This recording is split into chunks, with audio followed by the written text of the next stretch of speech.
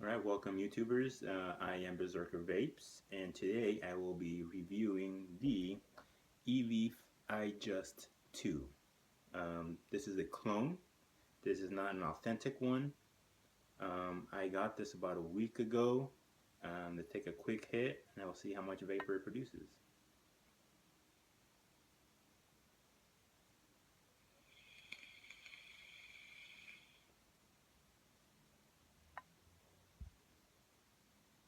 Alright, as you can see, this thing produces clouds for days. I am very impressed with this. This is actually my very first vape machine, mod, whatever it's called. And I can say it is a clone, so I do not know how it compares to an authentic Eleaf 2. I did run into a few issues with it, however I was able to fix it. I've only had it for 1 week now. The main thing is it does have a slight leak coming out of the air holes. Nothing major. The only reason why I noticed it is because I can constantly smell the e-juice, but it doesn't really leave a residue on my fingers or anything. It's just a slight little leak inside some of the holes. It does come with one of those bands to kind of restrict the airflow. If you do use it, it can make the e-liquid taste a little bit better, but without it, it's just fine without it.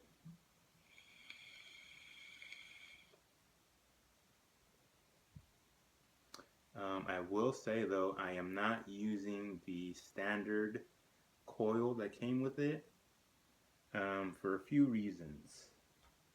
The main reason is it hits pretty well. I was getting a few dry hits with it. I did clean it out. I did prime it, like it says on many other videos to say to prime it. However, even with doing that, I was still getting some dry hits. I was able to find online. I forget his name. I'll link him onto the description of my video. He did say to grab a thumbtack or some sort of needle, a staple, something to poke holes in 2 of the holes that are on here on the coil. Like you can see the coil, it has 4 little holes on it. You're able to poke holes through 2 of them, but not all of them. So as you can see, the thumbtack is right inside there. You can kind of move it around. So that's one side. The other side, you're not able to pierce it because that's where the threading is at, or the coil. You can pierce the other side, no problem. Make the hole a little bit bigger. And the other side, same thing, no give on that side. I did upgrade it to the Tobeco Super Tank Coil. These ones are rated at, I don't know if you can see that, 0.3 to 0.5 ohm. I found these on eBay for pretty cheap. As you can see, I don't know if you can see that. So this is the standard one with the tiny holes. It has some very tiny holes in it. And these ones have much bigger inlets. With these ones, I still had to modify it. I still had to poke some holes in it. But as you can see,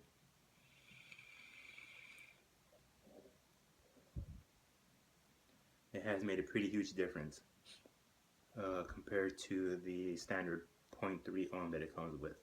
I did order the ceramic type that Eleaf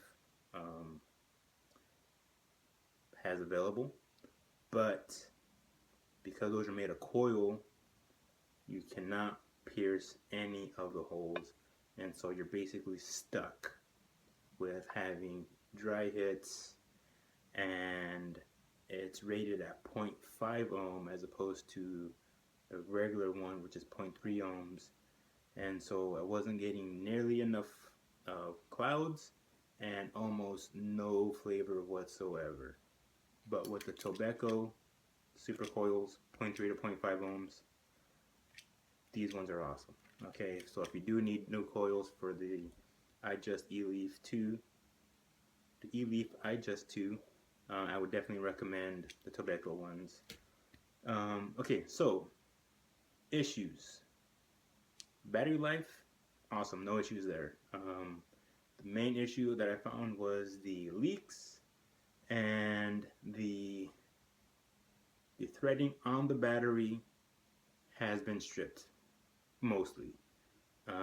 That's only, I found that on day number 4, the tank was no longer sticking on there, so I was able to fix it. I went online, I went on YouTube, and some people recommended to use some aluminum foil taping, aluminum foil, put it right on the threading, put a couple layers on there, stick it back in there. That'll create a tighter seal. That can work, however it is dangerous. I don't recommend it. Another one said to use a copper wire.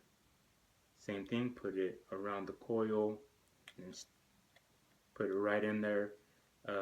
Don't recommend that one either because they will make contact with the push pin that's inside there and it will render the battery useless. The battery will refuse to fire simply because the circuit has been broken, or there's a short in the circuit, I should say. So what I did, I went back online and someone suggested to use paper. So I would definitely recommend using paper. What you do with the paper, I used a little bit of basically just sticky note paper. I cut them up into a thread.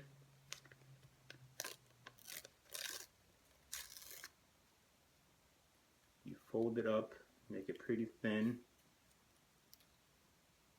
and then what you do is you put it right into the thread there, you loop it down, and then you attach your tank onto that, tear off the excess, and then you're good to go. I did that. It does work. It will fire up. The only problem that I can see with that is every single time you take the coil off, or the tank off, I should say, you're gonna have to redo the paper again.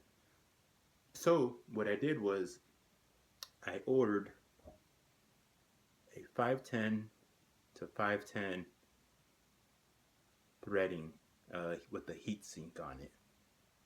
I ordered 2 of them, one for spare, and one is already on here. As you can see, the tank does thread onto this 510 one very well. I don't know if anyone out there who has a regular Eleaf iJust 2, they'll notice that mine is a little bit taller. It's because of the heat sink that I have on here. I could have ordered the Ego style one. It's an Ego 510 to 510 threading. It would have done the exact same thing, but without the heat sink on it. So it was for the same price, maybe a few cents more expensive. I decided to get the heat sink one. I don't know if the camera will pick that up. I had to put a little bit of paper in there. I was able to put it right into one of the notches, so you couldn't really notice it. You can kind of see it there. That way I can put the tank right onto there and without too much fear of stripping the thread even further on the battery.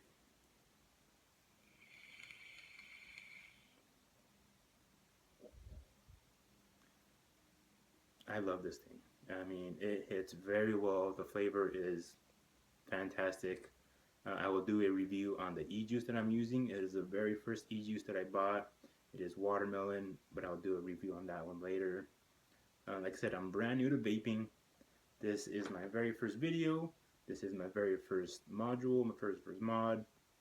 I do love it. I would definitely recommend it. I do not know how it compares to the authentic, but the clone works pretty well as long as you take care of not stripping the threads. If you do strip it, I would recommend using the 510 to 510 heat sink. They're like $6 on eBay. You might be able to get them at your local vape shop. I don't know. But for me, this works good enough for now. And so if you're thinking about getting one, I would definitely recommend it. You might want to get the authentic one. It will be a few dollars more. I paid about $22, $23 for this one. I probably saved about $8, $9, maybe $10 as opposed to getting the authentic one, but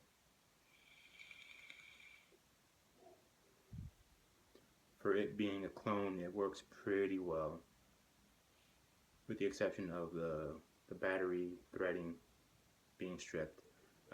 There are other videos that will tell you more specs about it. Go ahead and watch those ones. I could repeat what they said about the charging port up here, the button you got to push 5 times.